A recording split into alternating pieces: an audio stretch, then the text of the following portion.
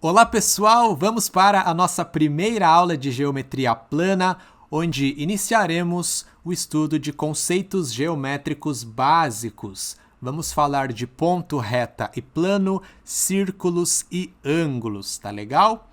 Para começar, temos aqui as noções de ponto, reta e plano. Bom, essas noções são conhecidas como conceitos primitivos. O que isso quer dizer? São coisas que todo mundo sabe mais ou menos o que é, mas não existe uma definição, beleza? Então, o ponto seria um ente adimensional, ele não possui dimensão. A reta seria um ente unidimensional, possui uma dimensão. E o plano, um ente bidimensional, possui duas dimensões, ok? Temos aqui na figura dois pontos A e B e duas retas R e S em um plano. Usaremos letras maiúsculas do nosso alfabeto para representar pontos e letras minúsculas do nosso alfabeto para representar retas, certo? Muito bem. Toda a geometria plana que nós estudamos é baseada na obra Os Elementos de Euclides.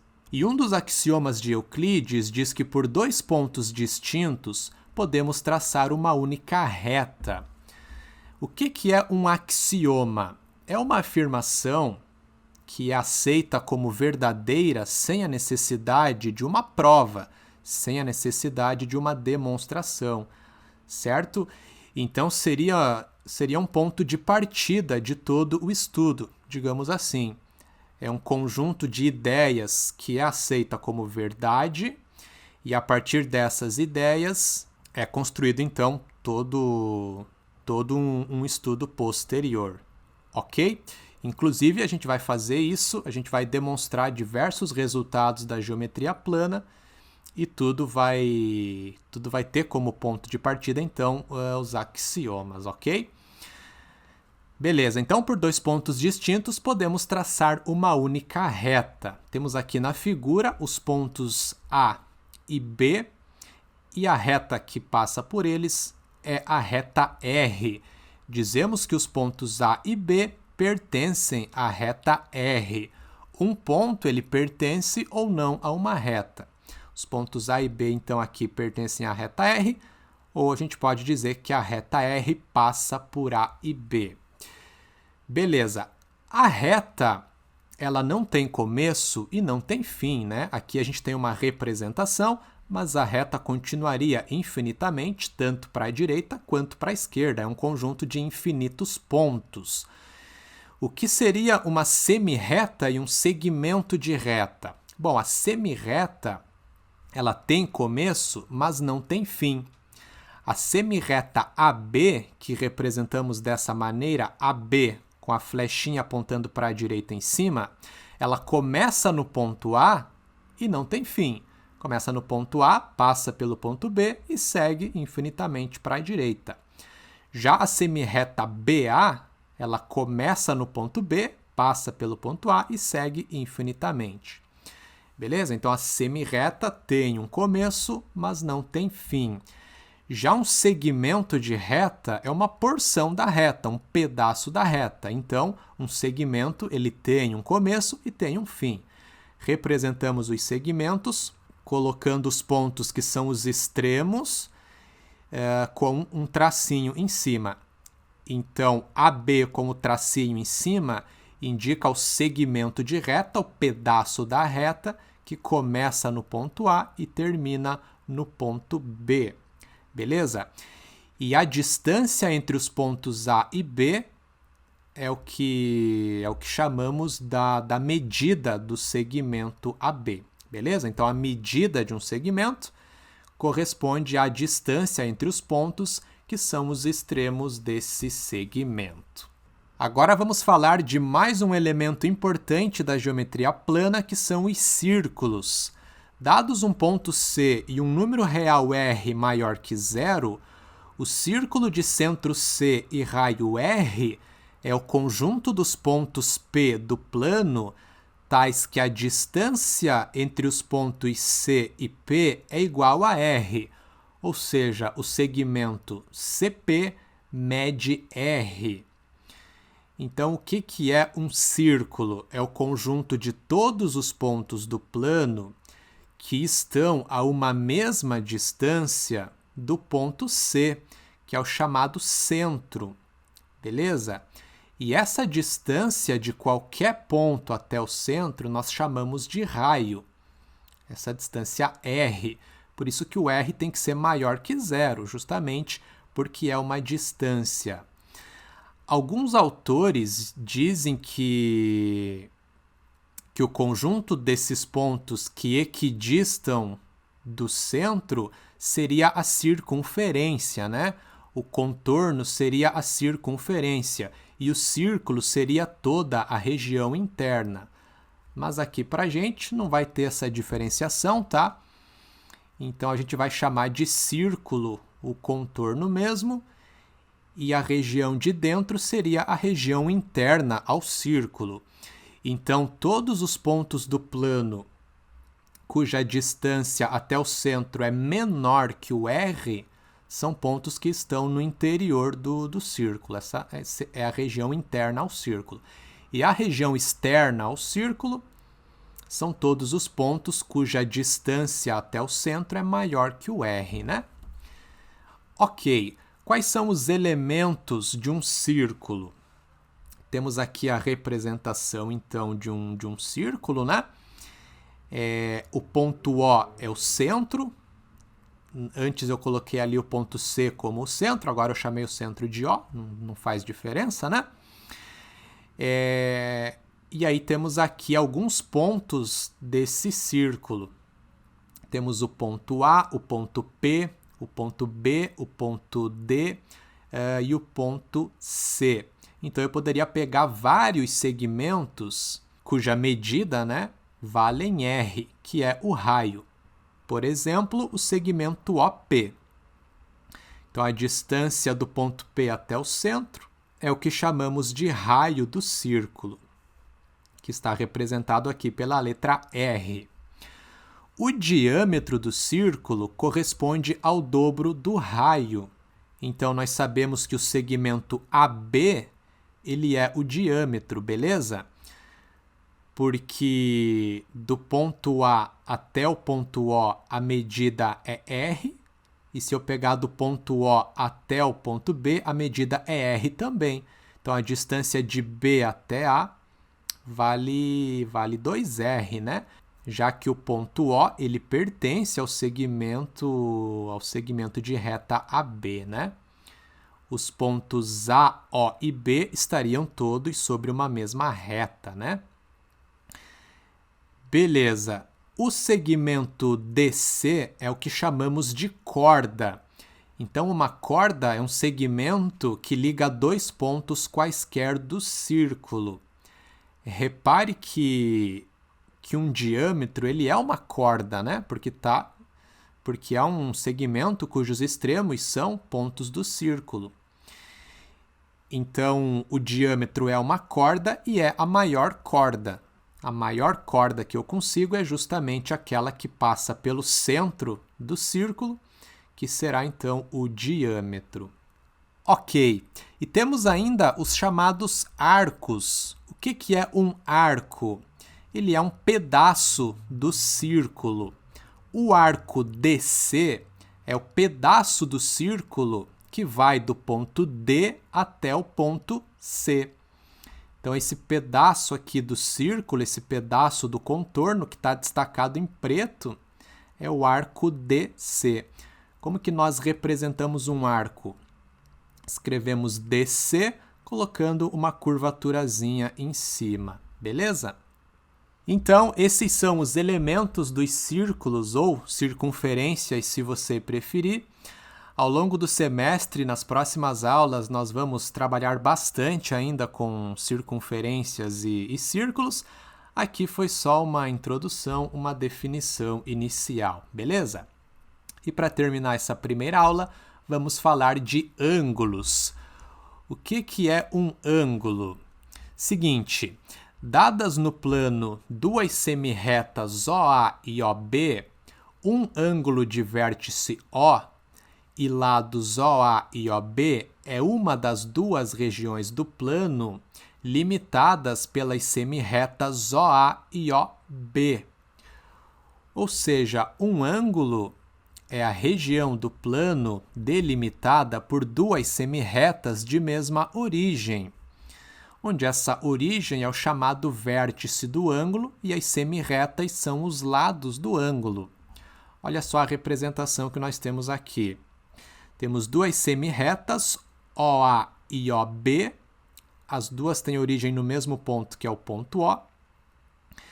Então, eu tenho aqui um ângulo de vértice O e lados OA e OB. Então, o ângulo é essa região aqui, delimitada por essas semirretas de mesma origem. Note que na verdade, nós temos dois ângulos nessa representação, né? Eu posso pegar esse ângulo aqui de dentro, ou eu poderia considerar também esse ângulo de fora. Mas, em geral, a gente sempre vai considerar aquele ângulo que é chamado de convexo, que é o ângulo menor que 180 graus. A gente ainda não sabe, né, o que é um ângulo de 180 graus, a gente vai definir na sequência. Mas então não haverá essa ambiguidade, tá? Você sempre vai considerar o ângulo convexo, o ângulo menor que 180 graus, que é então o menor dos dois ângulos que você vai ter na figura, beleza? Ok, para representar esse ângulo de vértice no ponto O e lados OB e OA, a gente escreve dessa maneira aqui. AOB, o ponto que é o vértice, vai no meio, e aí os pontos pelos quais as semirretas passam vão nos extremos ali, ok? Então, AOB é o ângulo com vértice no ponto O, cujos lados são as semirretas OA e OB. E para indicar a medida do ângulo, desse ângulo AOB, nós escrevemos AOB com o acento circunflexo em cima do vértice, em cima do O. Então, assim, a gente indica a medida desse ângulo AOB. E como que nós fazemos para medir um ângulo? A medida de um ângulo é a porção do plano que esse ângulo ocupa. Uma das unidades de medida é o grau. Um grau corresponde a 1/360º do círculo. A gente usa o círculo para medir ângulos, certo? Então, o que nós fazemos é dividir o círculo em 360 partes iguais, e aí cada uma dessas partes é 1 grau, de modo que a medida do ângulo AOB é a fração de 360 graus correspondente à fração do comprimento total do círculo que o arco AB representa. Como assim, professor? Não entendi. Olha só a representação que nós temos aqui. Veja que nós temos um ângulo de vértice O e lados OA e OB, que é o mesmo ângulo que tem vértice no ponto O e lados OA' e OB', né? Isso aqui é só para mostrar que não faz diferença o tamanho do círculo que você usa para medir o ângulo. Então, o que acontece? Você pega a fração que o arco representa em relação ao comprimento todo do círculo, e aí essa fração de 360 graus é a medida do ângulo. Então, imagina que a medida do arco é 1/3 da medida do círculo todo. O que vai acontecer? O ângulo vai ser 1/3 do 360 graus, logo esse ângulo mede 120 graus, certo? Então, se eu pego um ângulo onde o arco aqui está dando metade do círculo, eu terei metade do 360 graus, logo será 180 graus. Então, a gente sabe que que a metade do círculo, que chama-se semicírculo, mede 180 graus, e se eu pegar o círculo completo, né, aí eu vou ter, então, 360 graus. Então, uma volta inteira é 360 graus, metade é 180 graus. Se eu tiver um ângulo que é um quarto do círculo todo é 90 graus, né, e assim por diante. De acordo com a medida de um ângulo em graus, podemos classificar esse ângulo em convexo, agudo, reto ou obtuso. Primeiramente, vejamos o que ocorre com um ângulo de 180 graus, famoso ângulo de meia volta. Bom, considere o ângulo AOB, cuja medida será indicada por θ. É comum utilizarmos letras gregas para facilitar a notação e indicar, então, a medida de um ângulo, beleza? Então, você pode indicar a medida de um ângulo por alfa, beta, θ, enfim. Então, o que acontece? Quando θ é igual a 180 graus, os lados do ângulo, que são as semirretas OA e OB, são semirretas opostas. Ou seja, os pontos A, O e B estão sobre uma mesma reta, com o ponto O pertencendo ao segmento AB. Ou seja, o ponto O está entre A e B. Então, nós temos aqui a representação desse ângulo de 180 graus. Ângulo de meia volta, né? Pode ser chamado também de ângulo raso ou convexo. Todo ângulo maior que zero e menor ou igual a 180 graus é chamado de convexo. E dificilmente nós trabalharemos com ângulos maiores que 180 graus. Então, a menos que se diga o contrário, você sempre considera o ângulo convexo, como nós falamos anteriormente na definição de ângulo, tá? Então, a gente, a princípio, considera sempre o ângulo convexo. Beleza. Caso um ângulo tenha medida igual a exatamente 90 graus, ele chama-se reto. O ângulo reto é o ângulo de 90 graus. Aqui está a sua representação. Nós colocamos um quadradinho em geral para indicar um ângulo reto, beleza? Se o ângulo é menor que 90 graus, maior que zero e menor que 90 graus, ele chama-se agudo. Temos ali um exemplo de ângulo agudo. E, por último, se um ângulo é maior que 90 graus e menor que 180 graus, ele chama-se obtuso. A última representação traz para a gente um ângulo obtuso. Muito bem, então essa é a classificação dos ângulos quanto à sua medida. Quando dois ângulos possuem a mesma medida, nós não dizemos que eles são iguais, tá? A gente fala que eles são congruentes. Em geometria, a gente não costuma dizer que duas coisas são iguais, a gente fala que elas são congruentes. Então, congruência significa ter a mesma medida. Pode acontecer algum momento de acabarmos falando informalmente que duas coisas são iguais, mas o mais correto, então, é dizer que são congruentes. E em relação à soma, podemos ter pares de ângulos chamados de complementares e pares de ângulos chamados de suplementares.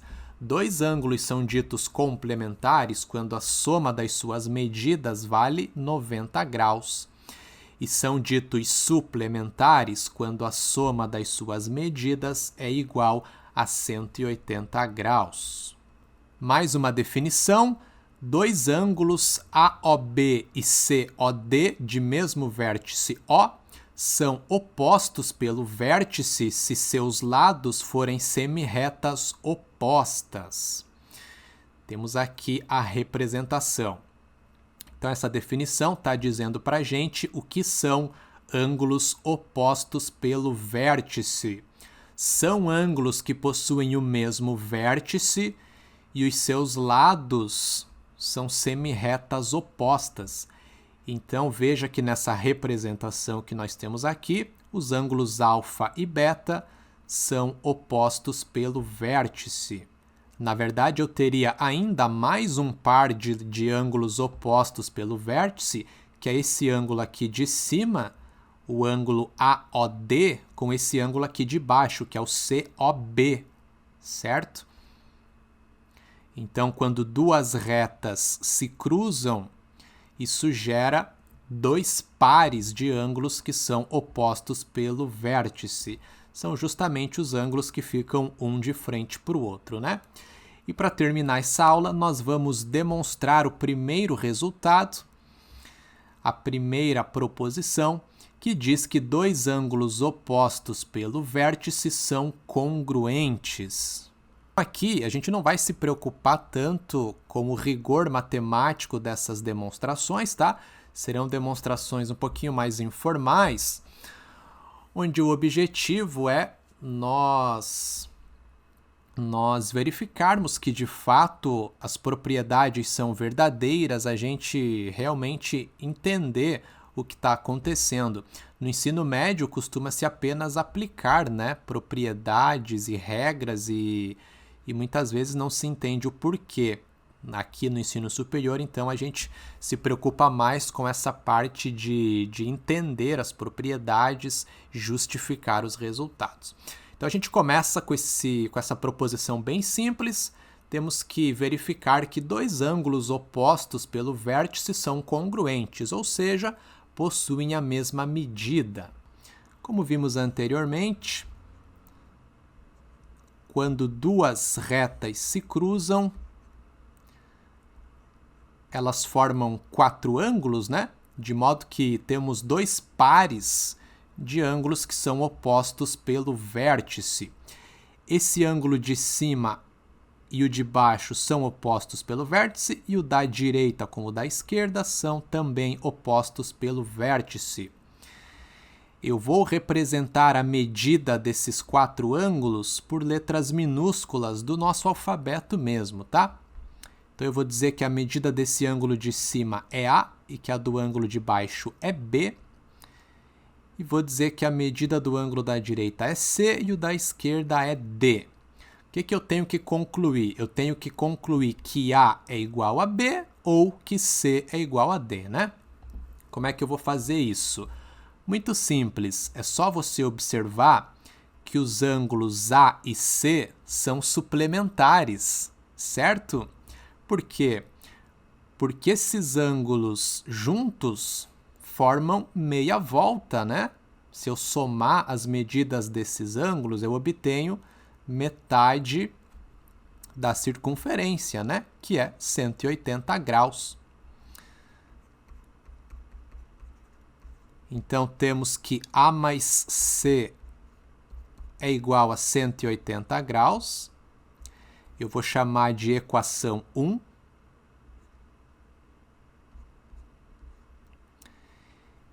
E temos também que B e C são suplementares, né? Da mesma maneira, B mais C é 180 graus.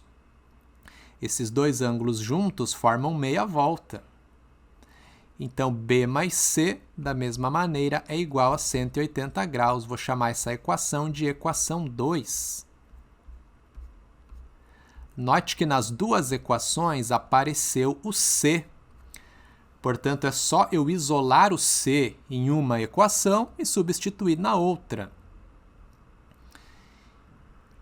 Então, vamos isolar na primeira equação e substituir na segunda. Substituindo 1 em 2,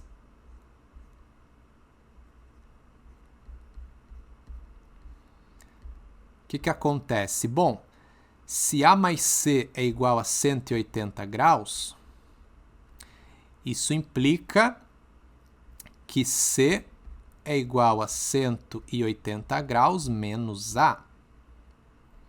Essa flechinha dupla apontando para a direita é o símbolo de implicação.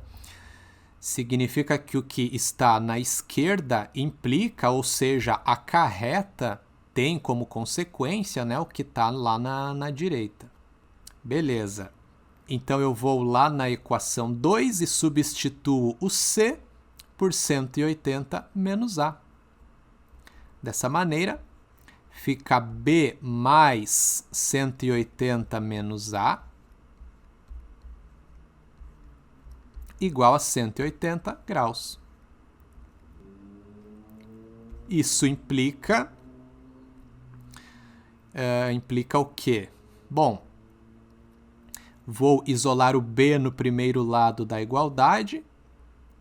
Então, é só eu passar para o segundo lado da igualdade, os 180 graus e o menos A, né? O 180 vai passar subtraindo e o A somando. Então, veja que já estava 180 graus lá no segundo lado. Então, a gente passa a ter 180 graus menos 180 graus. Isso vai dar zero. E aí, o A estava subtraindo, passou somando. Então, olha só que legal. A equação vira B igual a A. Isso era exatamente o que a gente precisava obter, né? A e B são ângulos opostos pelo vértice. Se eu mostrei que A é igual a B, então eu mostrei que esses dois ângulos têm a mesma medida e, portanto, são congruentes. Está concluída a demonstração, uma primeira demonstração bem fácil, né? E com ela, nós terminamos essa primeira aula. Espero você na nossa próxima aula. Até lá!